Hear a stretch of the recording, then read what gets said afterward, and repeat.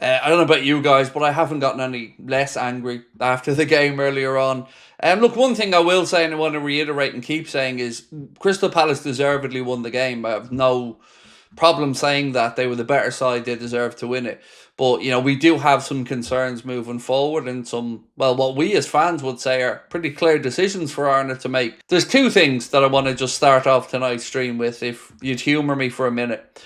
Firstly, I'm confused with the style of football. And it's not reactionary to today's game. It's just, if we're keeping possession for defensive reasons, it's not working. Arna said something about set pieces, and he said this is a set piece league more than any other as well. And that bugs me, because when we have a chance to have a set piece, we don't take them. I want to go back to the game today. Second half, deep into the game, we got a throw in right by Crystal Palace's corner flag, maybe 2-3 yards away from the corner flag. And what did we do with it? Did we go for a long throw into the penalty area? Did we bring up the centre-backs? No. We threw it backwards and ended up on the halfway line again. And that, to me, summarises too much about what's wrong with what we do. Yes, keeping the ball is great. Possession stats are great. But look at their possession stats. And they did more with the ball with very little. Look at their passing accuracy. Ours was about 87, 88%. Theirs was about 70%. Because they took chances. And that's what these stats don't tell you. And today, again, we were just too slow in possession. Every time we get the ball, it's just moving it across the pitch. And I don't think any of us really care about keeping possession unless we're going to do something with it. And if the trade-off is that we keep possession to not turn over the ball, so we're less defensively frail, I would dare to say that isn't working because we're still conceding. And again, another game we've conceded 2 goals in. We were shocking. We were bullied at times and susceptible to set piece after set piece. It's time for Mo to be dropped. So it is.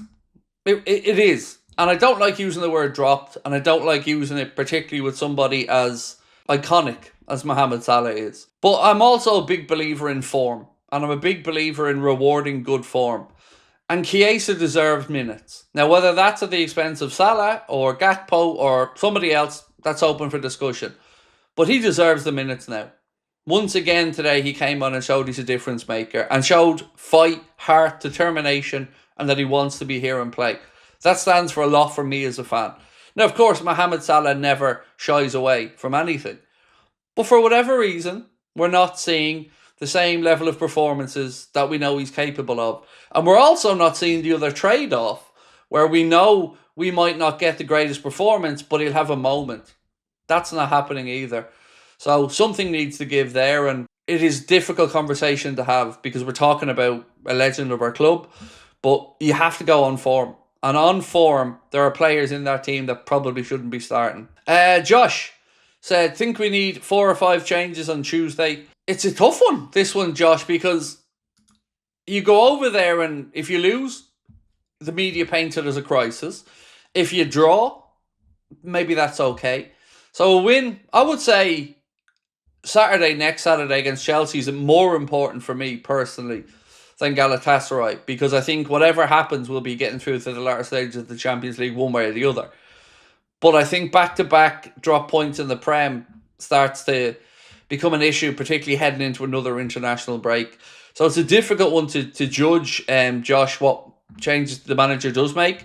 But we know we'll have Hugo Ekitike back and available. Now, look, it's nobody but his fault that he wasn't available today. So, yeah, changes are going to be needed. I also thought we could have a conversation tonight about fullback, both sides of the fullback position, because it feels weird saying that our best right-back so far this season isn't a right-back. It's Dominic Szoboszlai.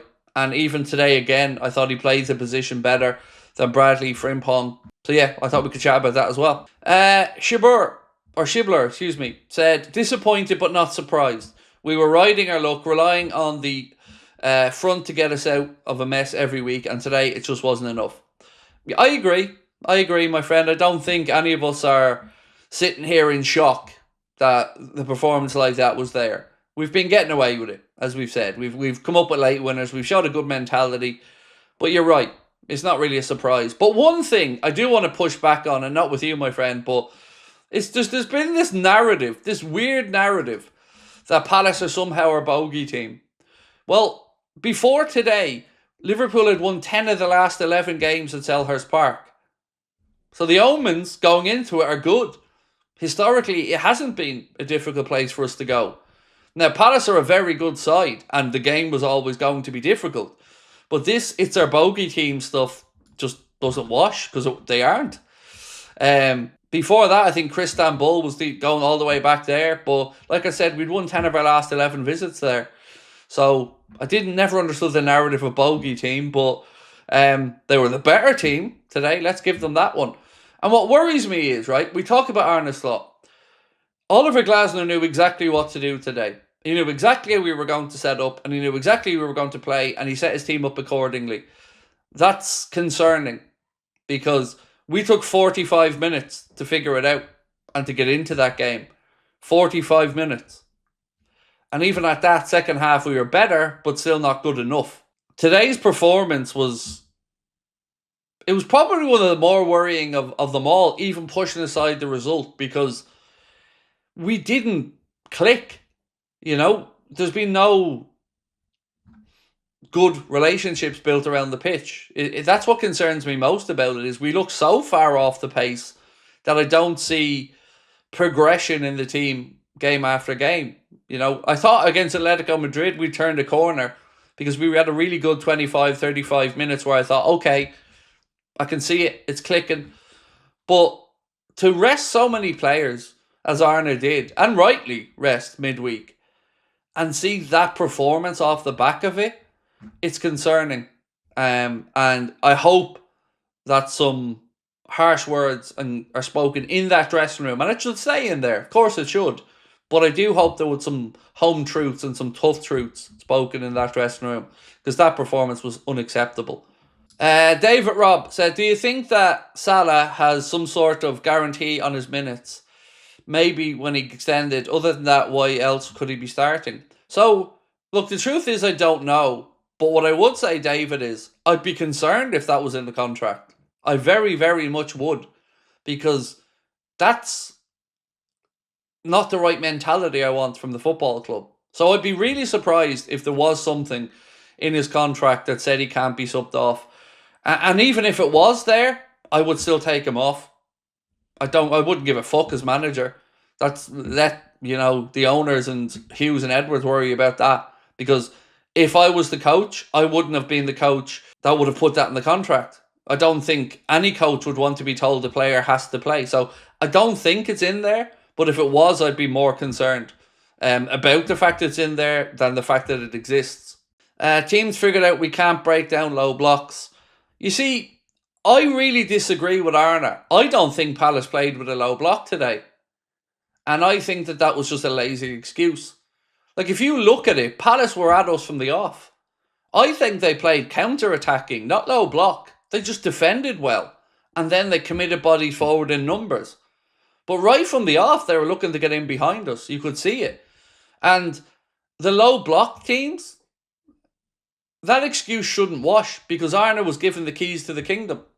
He was given the money and the backing to bring in players to pick holes in these low blocks, to find ways around it.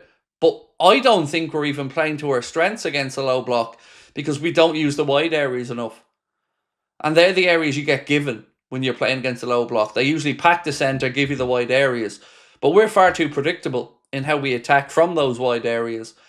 But it really annoyed me hearing Arne talk about that low block today, because I didn't see a low block too much. I seen a good, solid defensive team, but they were committing bodies forward and they were attacking at pace. So that's what worried me about it.